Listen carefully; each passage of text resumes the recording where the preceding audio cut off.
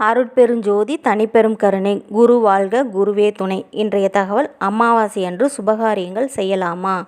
கரணங்கள் மொத்தம் 11. திதியில் பாதி கரணமாகும்.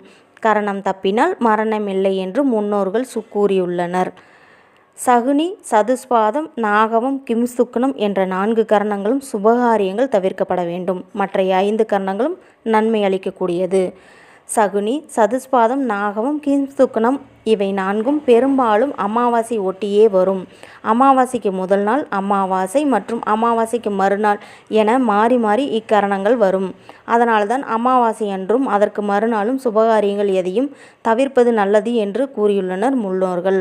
அமாவாசை அன்று குலதெய்வ வழிபாடு, விரதமிருந்து முன்னோர்களுக்கு திதி தர்ப்பணம் செய்வது, காகங்களுக்கு உணவளிப்பது போன்றவற்றை மட்டுமே செய்ய வேண்டும்.